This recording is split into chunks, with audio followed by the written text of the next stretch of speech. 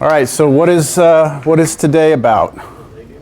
Related rates, right? So I already asked a few of you about the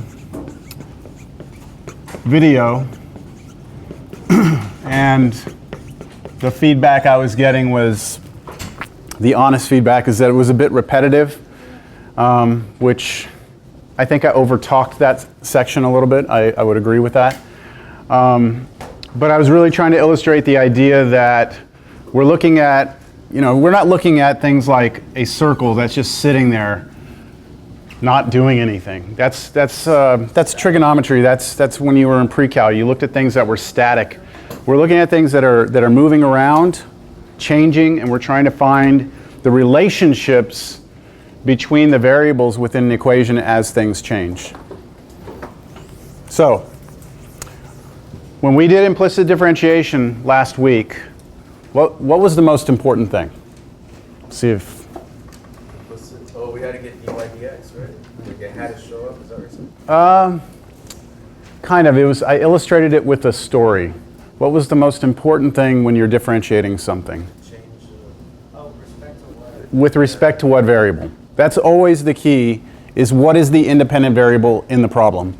And today, almost every problem that we're going to do, we're going to act as if there's a clock in the background that's running, and we have a physical situation that's changing, and we're going to differentiate with respect to time. So we want to know how the variables change as time goes on within this physical problem. All right?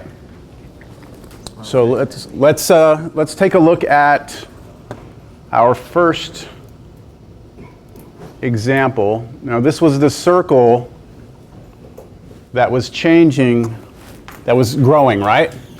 And it was growing in such a way that the radius changed at a fixed rate, a constant rate. So I'll play this. I know you watched the video, but I'm just going to play this one time. The thing that we want to pay attention to in the first problem is that if you track this point, the radius point, let's just say take the origin here and measure the distance, that the speed at which this point is moving is constant. It's like you're driving down the road at 50 miles an hour. This point is driving down the road at, I think I have it set for half a foot a second. And the question for us is, how is the area of this changing in relation to that radius changing? And what I tried to illustrate in the video was that the area does not grow at a constant rate. It's growing at a non-linear rate, it appears. So what we need to do is try and find the relationship. Any questions on the geometric picture as to what's happening? Circle growing. All right. Now in your book, when you get to your homework, they have some problems where they're like, you have an oil tanker and it gets in a car accident or an accident and there's oil spilling onto the road and it starts to create this oil spill that starts to grow like a circle.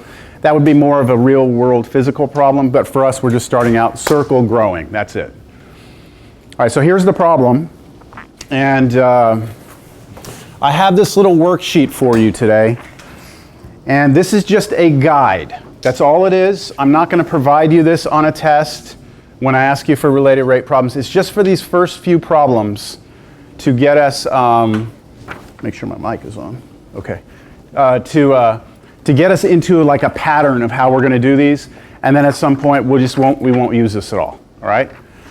All right. So let's read the problem. If the radius of a circle is increasing at a constant rate of 0.5 feet per second, then how fast is the area increasing when the radius is 4 feet? So that's this problem right here. But if I come back and I move the radius to about 4 feet, right, I'm not going to be able to get right on it, but right around there, what the question is asking is, as this was growing, right when it got to that instant in time, how fast was the area increasing at that instant? Now, it's important that we understand that this thing is in motion because remember the first derivative, when we were talking about it, we were trying to like motivate the idea. We were saying that it would give us speed, right? Off of a graph, the slope of tangent line would be speed. And the big problem was, how do we overcome the concept of instantaneous speed giving us 0 over 0, right? And we overcome that with the derivative. So in this scenario, we want to imagine this thing is moving, and we're looking and we're saying, hey, right there, how fast was that area growing? We don't ever want to stop it from moving, or else the derivative would be what? 0, because if you stop something's motion, you ask how fast is it moving, it's no longer moving, it's going to be 0. Understand the derivative? So keep that in mind that things are moving. All right, so I have kind of this template, the set of steps. And the important thing about these steps is that you don't follow this like do step 1, then step 2, step 3. It's whatever you want to do, okay? Whatever comes to your head first. But we want to try and draw a picture. We want to try and write down what we're given, what we want to know. And so when you read this, what's the first thing that pops out to you? Constant rate of change, right? Now, when you see that, that's like a keyword. Where's my ruler? Do you see it? Oh, there it is. Okay. Still has blood on it from last class. Okay, so when you see this, the key word here, constant rate, a rate, right? When we say rate, we should be thinking derivative, speed, right? So this is somehow the speed of something. What is it the speed of? Is it the speed at which the area is increasing? The radius. So be careful when we read this. If the radius of the circle is increasing at a constant rate. So this first piece of information right here, 0.5 feet per second, I could say very loosely that this is the speed or the rate of change, right? The speed of the radius. I'm just writing my ideas, your ideas down right now. I agree, I see that. What else do you see? When the radius is 4 feet. So at some point in time, I am going to be looking at the radius being 4, right? 4 feet. Mm-hmm. What is it? What else do you gather from this? Like, what do they want to know? Like, what are they asking you to find? How fast the area, and that's again a speed, isn't it? So I want to find, we want the speed of the area. Okay, now I'm using this word speed very loosely here. You could read this as saying 0.5 feet per second is the derivative, right? It's the instantaneous rate of change of the radius, and I want the instantaneous rate of change of the area when the circle has a radius of 4 feet. So let me draw some pictures now, all right? I'm going to start trying to follow this template. I have here to draw a picture on the top left of the instant in time. Okay, they are interested in a very specific point when the radius is 4, right? So I'm going to start filling this in. That was just like information gathering there. So my instant picture will be, well, I have a circle, right? Let me try and get that cursor out of there. It's bothering me. I have a circle, and I know that at this particular instant in time, the radius is 4 feet, right? Try and squeeze my feet in there. All right, that's the instant in time. Agreed? Okay. Now, a general picture, which would be the next thing, the general picture, the difference between these two is that the general picture will incorporate the fact that this thing is in motion, that it's changing. So I cannot fix my radius at 4 feet in the general picture, right? I just am going to call it r.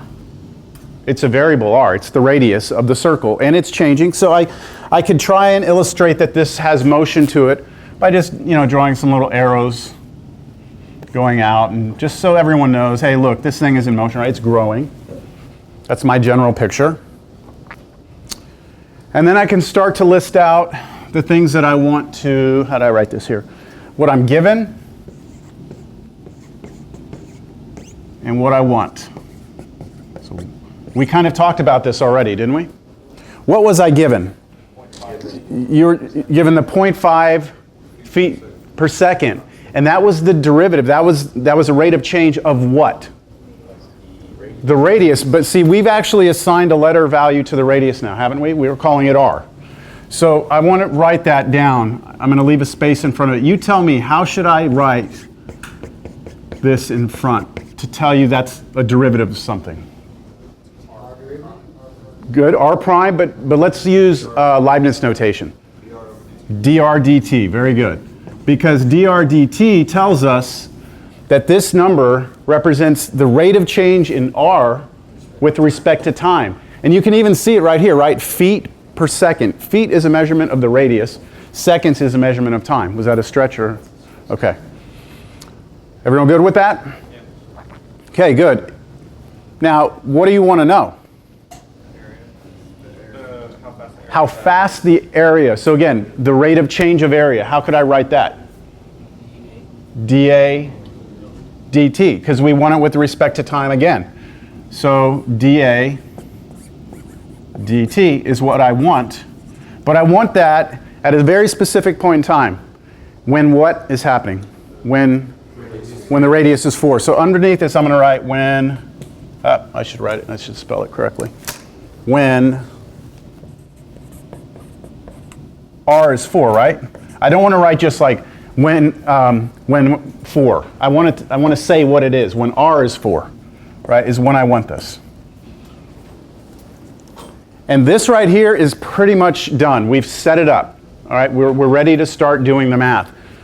We looked at the kind of like the snapshot in time. We looked at the general changing circle. We wrote down what we're given. And in most of these problems, you are going to have a rate somewhere in the problem given to you. And in most of these problems, you're going to be asked for a rate also. It's called related rates, right? So you're going to be solving for rates. And you're also going to have some information about at what point in time you want this information, which is right here. So what do I still have on this little sheet? An equation. Okay, so what we mean by an equation is this. And this is one of the big points that I tried to make last week. Equation. And that's the beauty of implicit differentiation, is that if you have any equation, right, you can differentiate it with respect to anything, right? Doesn't matter what it is. I gave you the example of the PV equals nRT, remember that? And we said that, yeah, we could differentiate that with respect to P, or with respect to V, or with respect to capital T, or even with respect to time, or with respect to X. It does not matter. We can differentiate it, right? So if we could come up with an equation right now, any equation that lives out there, that would somehow have a dr dt pop out of it and a dA dt pop out of it when we take its derivative, then we would have what we're looking for in an equation, wouldn't we? So what equation is perfectly suited for this then? Area is pi r squared. So what I tell my students to do is look at this variable here, A, look at this variable here, R, and just try and come up with any equation out there that would connect those two together. And the common one, area of a circle, is pi r squared. So you need to know that one. And of course, if you don't know already, on your formula sheets, right? The first page of your formula sheet has a lot of different formulas for common geometric shapes, just in case you don't know them offhand, all right? We'll actually need the one here in a second for the sphere. So, all right, that's it. We have an equation. Now I can differentiate this with respect to anything I want. So what should I use? Time, right? Because that's what I want in here, right? I want dt. So that's now the differentiation step.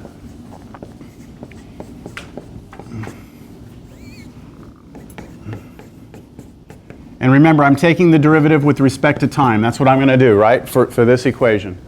So what are the variables? What are the constants here? A is a variable, right? And R is a variable, pi is a constant. Now, one of the big mistakes students make is at this point they say, but wait a minute, I know R is 4, I can just plug 4 in here. What's wrong with that? What you've done there is you've actually stopped the circle from moving.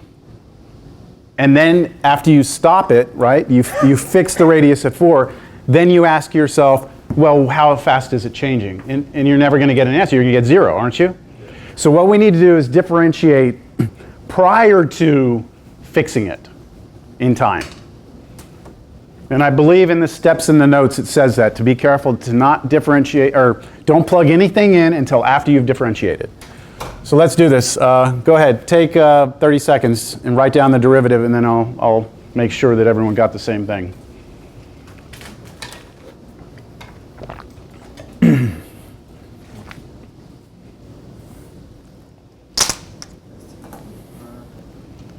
Doing this one, left side and right side.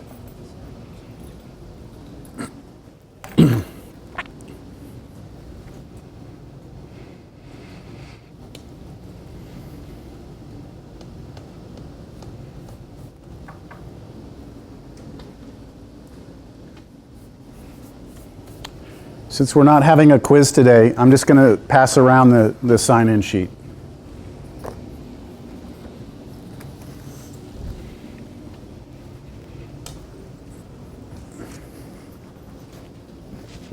All right, you ready? Who wants to volunteer their answer here? Not all at one time, please. Don't talk over each other. Who's got it? dA dt is a derivative of the left side. Okay, good. Equals, right? And what?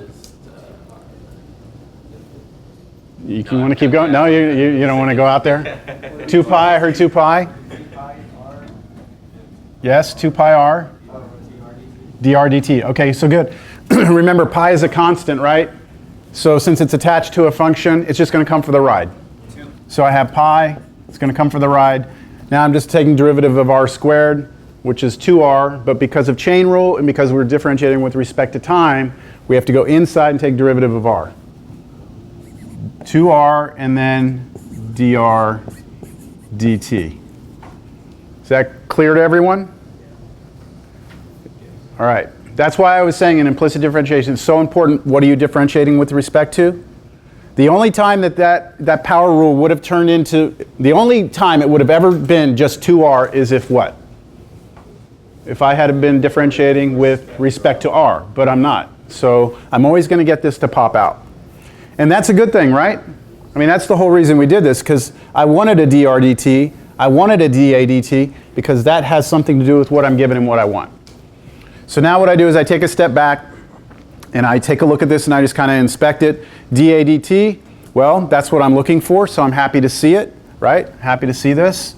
Pi 2, those are just constants. R, do I know r at this moment in time? Yes. I do, so I know the r, I don't have to worry about that, I can plug that in. And then dr dt, do I know that? Yeah, 0.5. So I have everything I need, right? Everything I need is here. So now what I'm going to do is solve. Now on this sheet of paper I left you some space for scratch work. In this problem we don't really have a lot of scratch work, but this is where you would do it. You could actually plug everything in. So this would be my scratch work step.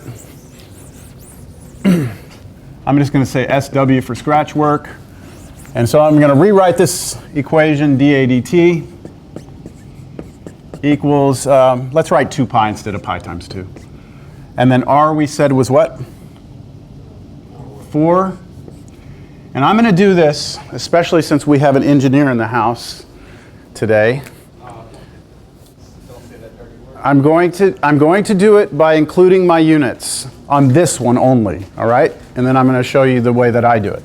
So it's 4 what, actually? 4 feet. I'm going to include that unit there.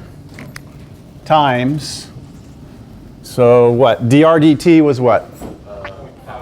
0.5. Can I use half? I don't like 0.5. All right, I'm going to use 1/2. 1/2 what? Feet per second. So the way I could write this is feet over second, something like that. Feet per second. Good? So if I were to put this all together, dA dt would be what?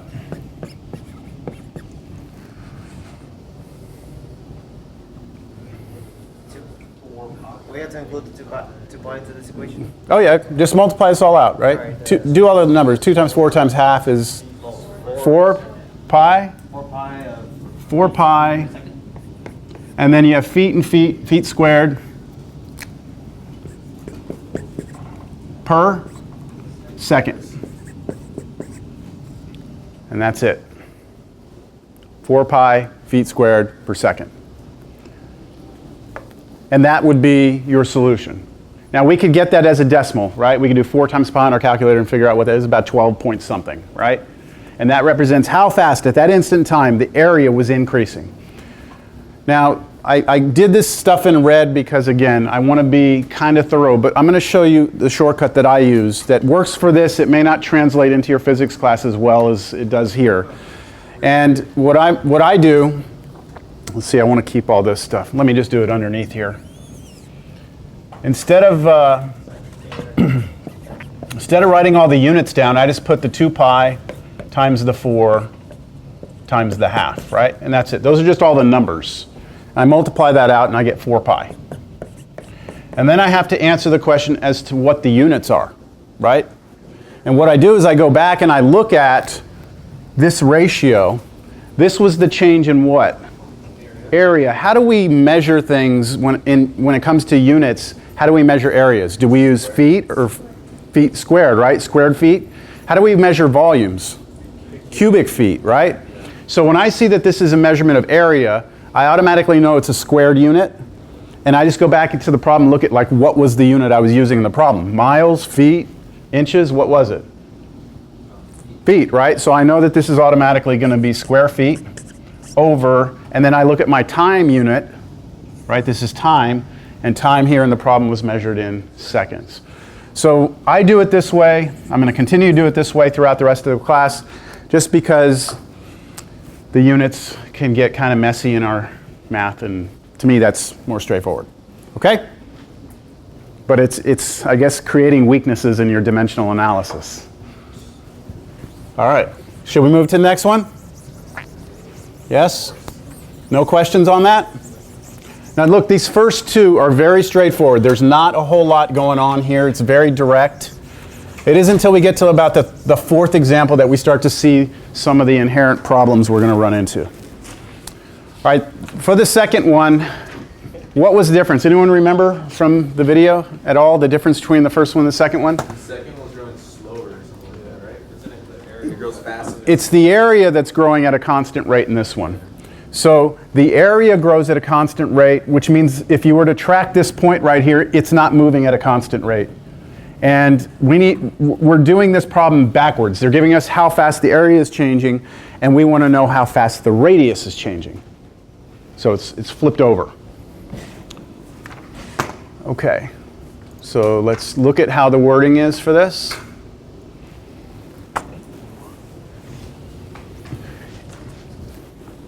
And I'm going to start getting some stuff ready to draw some pictures. I have my instant picture. While I'm putting these up here, why don't you see if you can fill any of that out on your own. What you know, what you want, and your equation. That's pretty much the setup for all these problems.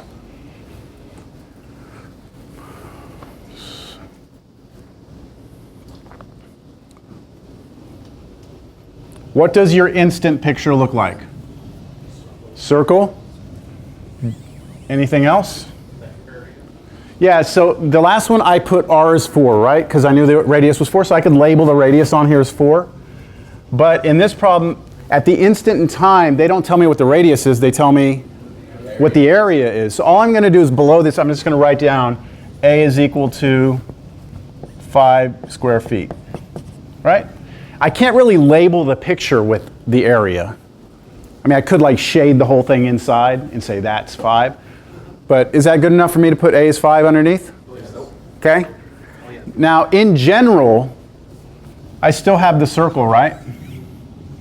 And this time I'm going to kind of illustrate that it's growing, just so everyone knows, right? It is still expanding, so I cannot fix the area at all, can I? How about some information about what you know or what you want to know? We know that the area is growing at a constant rate. Okay, so that represents a derivative, doesn't it? Yes. Constant rate. So how would you write that? dA dt dA dt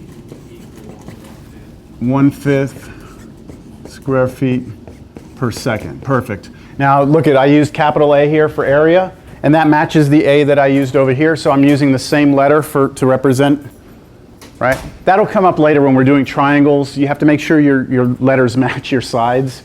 Here it's hard to get area wrong, right? A is A. All right, what do you want to know? How could I write that then?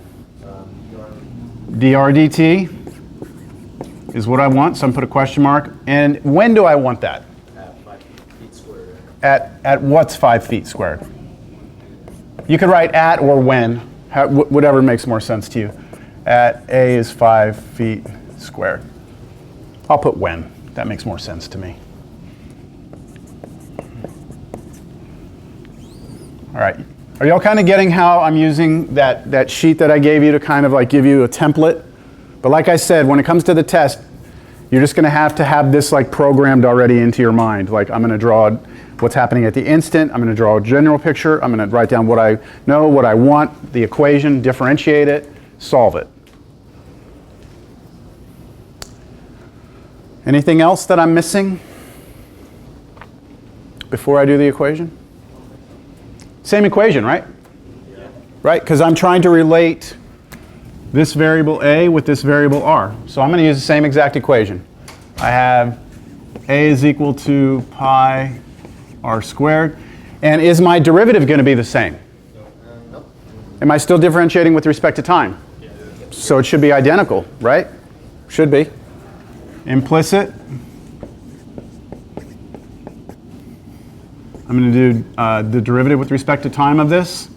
Can I plug in phi for A? Yeah. Not yet. Not yet. After the derivative. Don't forget, that's the big thing that you want to be careful with. Don't ever fix any of these. Don't ever hold these constant until after the differentiation has occurred. All right? So our derivative will be the same. dA dt is 2 pi times r times dr dt. And then I take a look back at this again. I just make sure that everything I see in here I have information for. dA dt I know is 1/5, right? 2 pi is a constant. R, Yeah, see, so here's the deal. Right now, as soon as we differentiate, we are in the fixed situation now. Now we can look at the snapshot in time. And I don't know what R is, I never wrote what R is down on the board, right? But if I know that the area is 5, I should be able to recover that radius, right? That part, so the R I don't know, I'm going to come back to this point right here and solve for R. Y'all understand that? So we know that area is pi r squared. I know that that must be 5, according to that. So I will divide both sides by pi, and then take the square root. So if I divide both sides by pi, and then I take the square root on both sides, I will get r is what? R is equal to, good, I heard it, plus or minus square root of 5 over pi. That's 2. Yeah, so now, do you have to do the plus or minus here? Algebraically, you have to. Okay, anytime you initiate a square root on both sides of an equation, you must do plus or minus. But because within the problem itself, radius is positive, right? So we can chunk the negative one out. And so now this is good. I have it, right? Now dr dt, well, that's what I wanted to solve for. So it's okay that it's there. It's actually good that it's there. So we've got everything now, right? So now I'm going to go and do my scratch work so I can get my solution. And my scratch work will just be me rewriting that equation. dA dt was 1/5, right? Right? And I'm not going to write the units. Equals 2 pi, and then r, which we just got was square root of 5 over pi, and then dr dt, which was what we wanted, right? What we're trying to solve for. So now you have an equation, it has dr dt in it, you can solve for dr dt. It looks ugly, right? It's not too bad. Let me do something that might help us clean this up. Now look, I realize you could just go to a calculator at this point and you could just like plug it in and get a decimal answer. The only problem with that is that that would be an approximation, right? And a lot of times in math classes, we don't like approximations. Now, engineers love approximations. No? No, you like exact answers? Okay.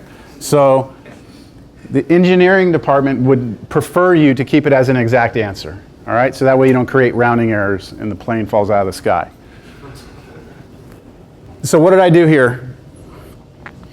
Split this up, right, into two roots, and then the reason I did that is just so I could simplify that.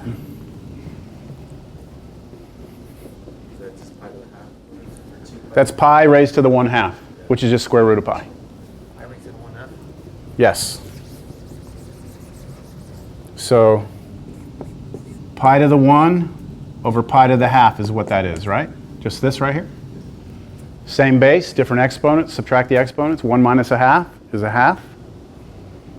So your result should be pi to the 1/2, which is square root of pi, right? So that's why I did it. See this, so there's something in here that you have to kind of see these things, right? When you start something, and that only comes with experience and time and practice. Otherwise, you just leave it like this and be happy, I guess. So I'm going to rewrite this as 1/5 equals 2 root pi times root 5. And I can put those two in together, right? dr dt. So I'm going to put these two together, and that's going to become root 5 pi. I'm almost there. And then I'm going to have an interesting question for our engineering expert.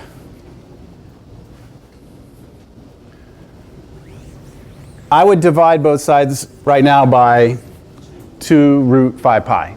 And when I did that, it would hit the bottom on the other side and become 10 root 5 pi. Agree? Okay, so we should get 1 over 10 root 5 pi equals dr dt.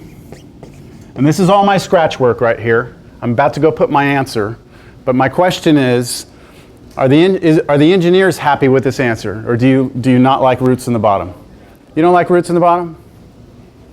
No? All right. I'm okay with it. And Joy and we will have a conversation about that later. Okay. That is correct. That is the exact answer, and that's fine. There's no difference between that and rationalizing denominator. So can we just leave it like that? Yes. Good. Okay, we will. dr dt equals, it's not that it's hard to do it, okay, to rationalize it, right? It's just that, in my opinion, it's not necessary. All right, so what are the units here? The units are radius over time. Okay, so this is where I was saying you have to go back and look at these two things. Radius, right? Radius. How are we measuring the radius of a circle? In this problem, everything was measured in feet, right? So it's going to be feet per time unit in this problem? Seconds. So had we been measuring the radius in meters, if the whole problem was phrased in meters and then per minute, then this would be meters per minute. Make sense? We good? Sure? What's your just initial feeling here, first two problems? It's going to get harder, a lot harder. Are you just like anticipating the storm coming?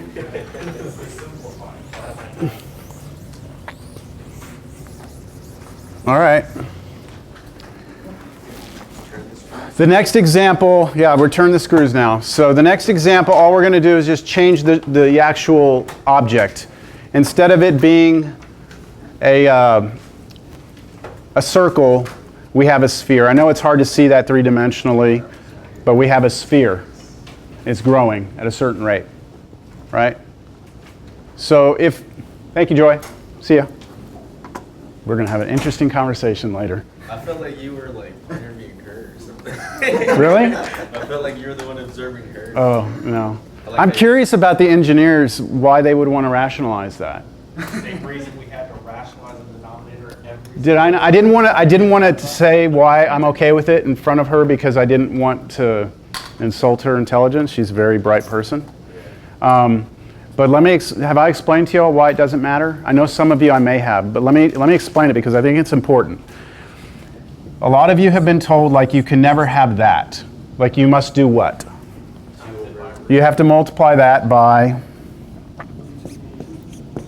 root 2 over root 2, right? And this is called rationalizing a denominator.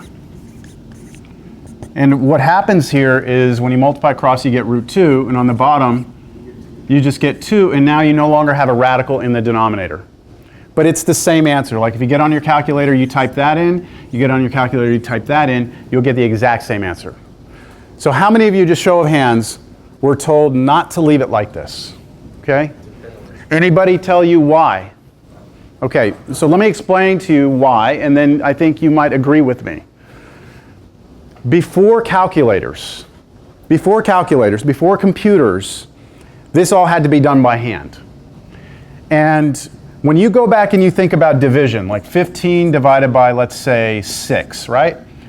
If I did that by hand, I would draw my old division box, right? I'd put 6 out here, I would go into 15, I'd say, how many times does it go in? I'd think twice, and that would be 12, and then I would subtract, I'd get 3. And now, not like R3, not remainder 3. You would put a decimal here, right? And then you bring a 0 down, you go, how many times does it go in there? 5 times? Right? 2.5. Okay? But this, does that like ring a bell? Yeah. Okay, so that's what you would do with old school division. Now, in a math class many years ago, decades and decades ago, before calculators, this had to be done by hand. And I think we would all agree that 1 over root 2 you've seen that a lot, right? It came up in pre-cal, comes up in calculus. So there were common numbers that you just had to memorize back then. One of them was like you had to know pi. You had to know that pi was approximately 3.14. Why? Because we use pi all the time. You had to know what e was. It's approximately 2.718. You had to know the square root of 2 was approximately 1.414. And there were just a bunch of them you just had to have in your brain stored. That way when you were doing your math, you could do these computations, right? And it used to be like a measure of how big of a math dork you actually were as how far you knew these numbers. Like I've got colleagues here that are in their 60s, okay, they're in their 60s, that know pi out like 120, 130 digits, memorized, okay? I stop at the next 2, 1, 5. After that, I don't care personally, okay? And the world record is a guy that knows it out 60,000 digits. 60,000. There's no pattern. It's an irrational number. There is no pattern. Okay, so look, let's take ourselves back to before calculators, right? We've got a couple of these memorized because we have to or else we're not going to pass. And we get faced with this problem right here. Okay? Let's try and do it by hand. Inside the division box goes 1. Outside the division box goes 1.414 because I have that memorized. Now, what do I multiply 1.414 by in order to turn it into a 1 or get something smaller than 1? Do you know what it is? Point something? Yeah, okay. Well, instead of doing that, do this. Because these are the same, right? Okay, what goes in the division box this time? 1.414. What goes on the outside? 2. Ah. Now look at this. Does 2 go into 1? No. So I put a decimal. Does 2 go into 14? Yes, 7. Then I'd come down, I'd say 14. Then I'd have 0, and then I'd bring down a 1, and I'd try it again. It wouldn't go in. Then I'd bring down the 4, I'd try again. And that's actually what it is, 0.707 something. See how easy that was for me to do with the 2 outside instead of the decimal outside? That's why. That's why. That's why we like it. That's why we like to rationalize denominators, because we do not like roots down here, because if we have to do them by hand, then that thing is the ugly thing out here. Do you understand that? So technology moved us past that point? in my opinion, we're past it. Now, look, I could say that I do think rationalizing is a skill you should know how to do, but for variable expressions, not for numbers. Like if you have something like, x plus 2 over root x plus 1, and I want to get rid of the root on the bottom, I should multiply the top and bottom by the root to get rid of it. We did that when we were doing conjugates, when we were doing limits. We came in with these things to try and make things. You should know that that skill is important because of that, but it's not important when it comes to this right here. That answer I had up earlier, 1 over 10 root 5 pi, is just as good as it would have been had you rationalized it. Same answer. All right, sorry, that was off track. All right. Well, I was pissed off when I found out. When I realized what it was, I was like, what? Why? This whole time, it's almost like it's stressed so much that you think it's wrong the other way. Like 1 over root 2, you think that's actually wrong. It's not wrong. Numerically.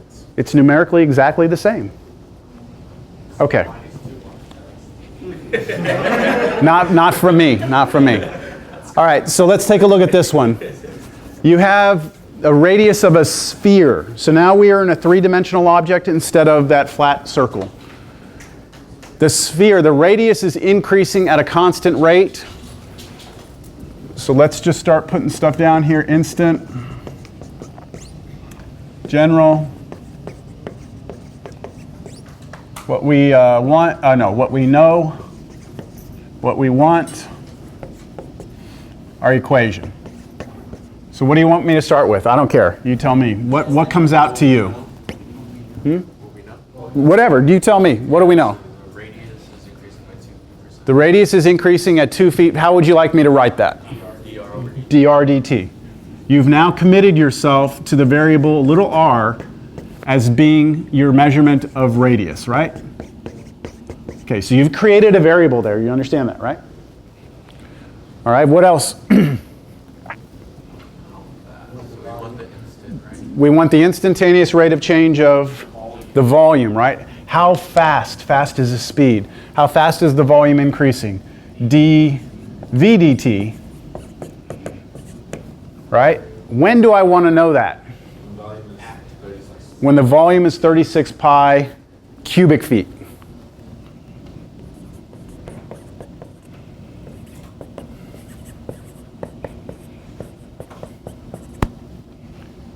I didn't come off abrasive towards her, did I? Did it seem abrasive? Huh? No, that's just how she is, man. No, I'm not nervous about it. She's just really kind of chill and quiet. Yeah. I don't think you heard her. I was taking advantage of the fact that I don't talk to the engineers very much, very often. So I'm curious, what do they want us to be doing for their classes? I'm sure that she would have preferred to see all the feet and everything inside while I was working it out and canceling things. I think she was expecting No? to fish out the. I think she was expecting to fish out those square roots. No, chemistry on the other No. hand, you should have done like a box and cancel out the. Yeah, no, thank you. All right, let's draw a picture. Ah, that's why. Yes, how do you draw a sphere? So look, the best way to draw a sphere is to draw a circle. Okay? Start with a circle. And then, watch, I'm going to draw an ellipse right in the middle, like this. See that ellipse? It might take you a little while to get that down. It looks like a beach ball. Does it look like a sphere or a circle to you, though? Beach ball. Like a beach ball, okay. Well, you can use colors, blue and red, and make it a beach ball if you want. That's the best sphere I can do, okay?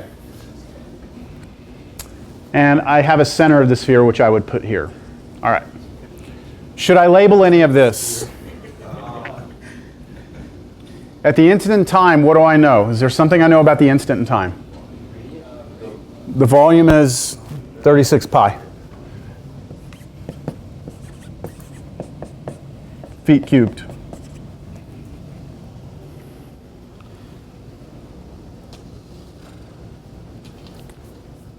Now, I should also label something else on there, but let's do that in the general picture. We're missing a variable. Do you see the variable I'm missing in my picture? Look at what you know. Well, if we know volume, then we should be able to get area and radius. Right? Didn't we create the variable r? I should probably have that somewhere on my picture. And I could draw it right here, from here to here. Wouldn't that be the radius? Call that r. Now over here, this r is actually a number, isn't it? Because this sphere is fixed. I don't know what it is. I'd actually have to go find it, wouldn't I? I'd have to go figure out what it is. I could do that, but I'm not going to right now because I may not need it. I might not, I might. It just depends on how things work out. And this sphere is growing, right? I'm going to draw some little arrows here just to kind of be like, yeah, that thing's growing. Just so you can see there is a difference between the general and the instant picture, right? One's moving, the other one's not. Can you come up with an equation? Yes, that relates which two variables? Volume and radius. So you can look at your little cheat sheet, your little formula sheet if you'd like. And you have volume of a sphere is 4/3 pi r cubed. Interesting formula there, huh? If you take Cal 2, I know some of you have to. If any of you decide to stick it out and do Cal 2 with me, we'll actually show where this formula comes from. We'll create the formula. Are you going to teach it next semester? I should. Yeah, I should be. Yeah. Yeah. Keep working, keep working. All right, there's our equation, right? If I differentiate this, I should get a dvdt to pop out, and I should get a drdt because both those variables are in there. So let's go ahead, implicit. With respect to time, right? So dvdt, and as bad as the right side looks, 4/3 pi is all a constant, right? So I can just ignore it. It's going to come for the ride. Derivative of r cubed, 3r squared. Chain rule? Nope, nope. 3r squared, you just did power rule. dr dt. 3r squared, dr dt. So 4/3 pi comes for the ride. Derivative of something cubed is 3 times that something squared times the derivative of what was down there, dr dt. So it's easier, it's kind of easy, just imagine that kind of like the y, sort of. Oh yeah, it is. It's like the y has been for us. Okay. Yep. Now, on the test, when we're working these out, you don't care about our step, right? If we can do the implicit kind of in our head and just spit out 4 pi r squared dr dt, Sure. is that fine? That's fine. I'm going to clean it up a little bit. I'm going to just cancel those 3's. Wait, show up. 4 pi r squared dr dt.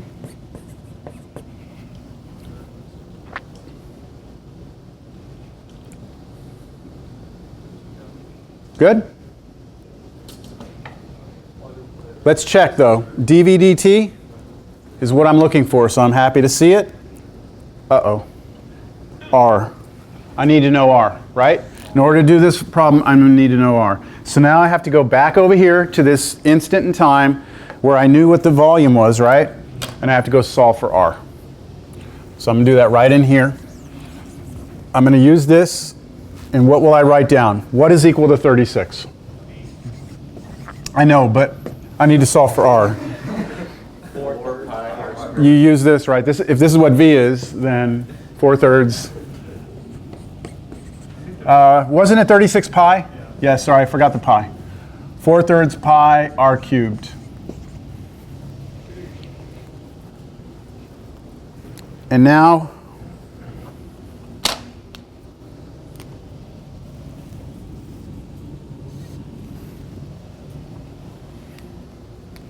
I'm just dividing both sides by pi to get rid of it, right? And then multiply both sides by the reciprocal of this. So multiply by 3/4 here, by 3/4 there. You should get 27. R cubed is 27.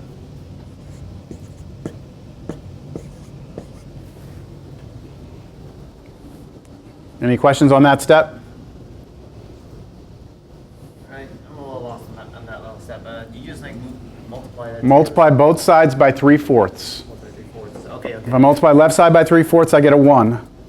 Multiply 36 by 3/4. You can do this several ways. You can go 36 times 3 and then divide by 4, or you can go 36 divided by 4, which is 9, and then times 3. thank you. 27? Good. Okay, now what? Take the cube root of both sides. Good. Take the cube root on both sides. And when you do the cube root, do you have to do plus or minus? Yes. No, right? No, you do not. When do you do plus or minus? When it's an even root. If you do the square root, the 4th root, the 6th root, the 8th root, you have to do plus or minus. If it's an odd root, you do not have to do plus or minus. And the cube root of 27 means what number times itself 3 times 27? That's 3 times 3 times 3. So R is 3. So now we have what we needed. And we can figure out what dV dt is. So dV dt is equal to 4 pi r squared, don't forget the squared there, r squared, dr dt is 2. I believe 4 times 9 times 2 is 72. And so you're going to get 72 pi. And let's get our units. I have the measurement of volume, which will be cubic units. What cubic feet, right? It's measured in feet. So cubic feet per second again. The instantaneous rate of change in the volume with respect to time is 72 pi cubic feet per second at that instant in time.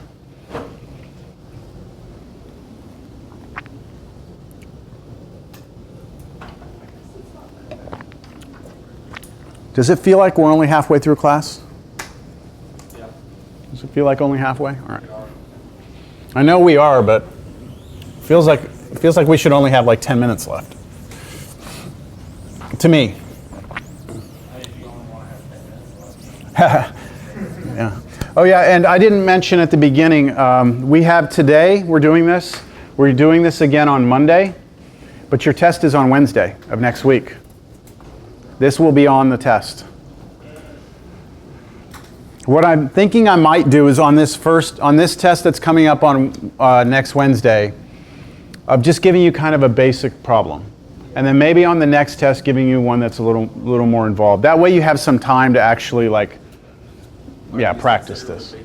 These are all basic problems. The next one I think is a good example of how these things can get messy.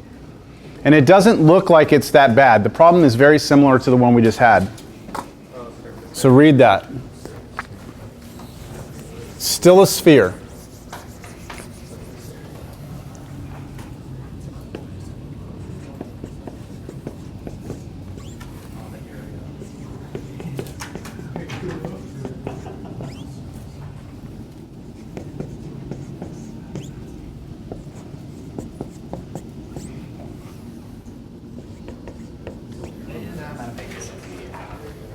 Yeah, I didn't print enough for everyone to be able to use one of these for every problem. In fact, you know what?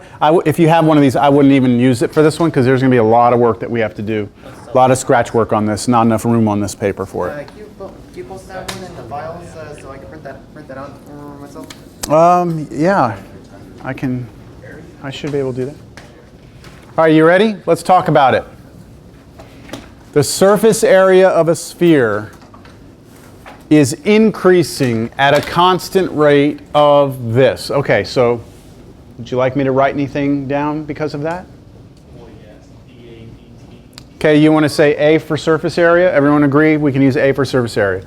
So you know that dA, the rate of change in area with respect to time, is 20 square feet per second, right? What do you want to know? dV dt. How fast is the volume changing with respect to time? Is there a specific instant when I want that? When the volume is 36 pi cubic feet. So see, in this problem I didn't draw the pictures yet. Okay, we just started writing down what we want, what we know. We could even at this point go right to the equation, right? Yeah.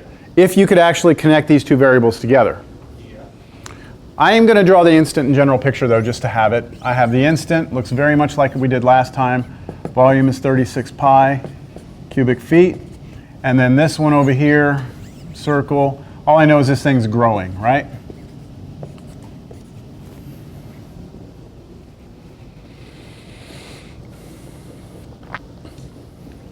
Equation.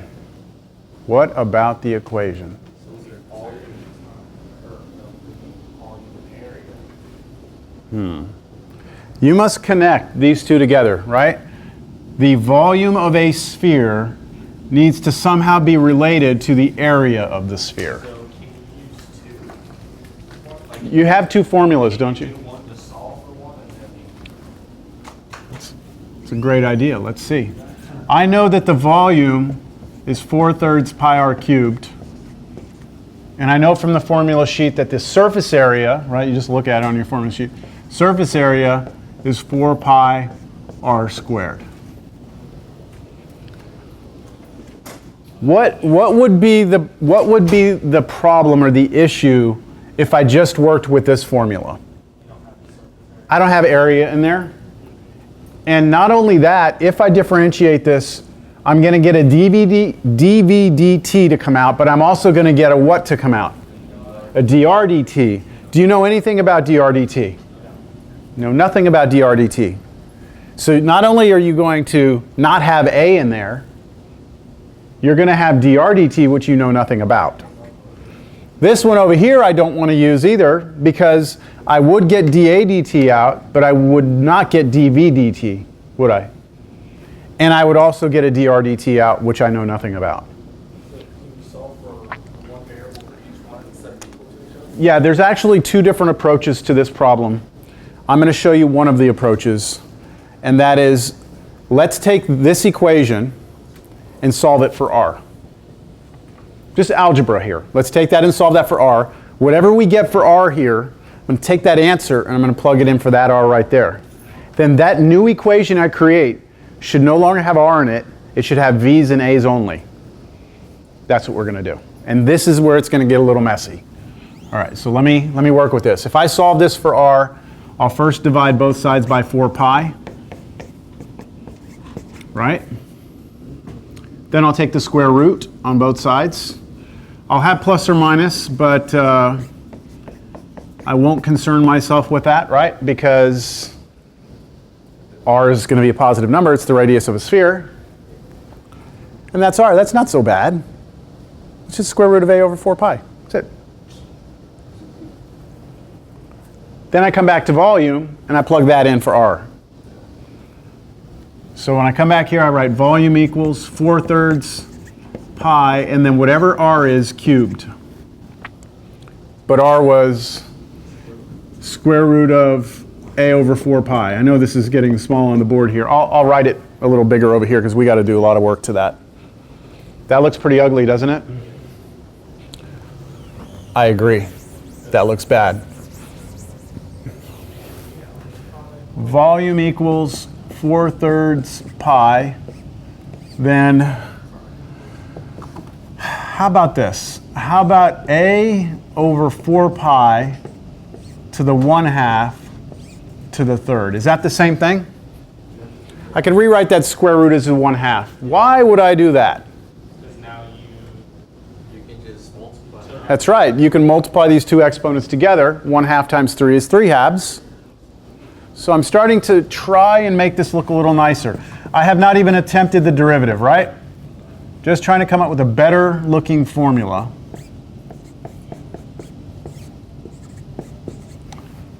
Any questions on that?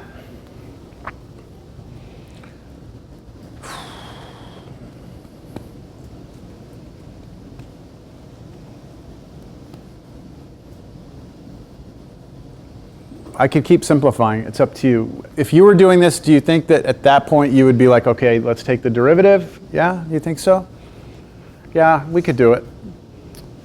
Let's go with that as our equation. Because look, that equation has v and a in it, right? And everything else is a constant. So if I take derivative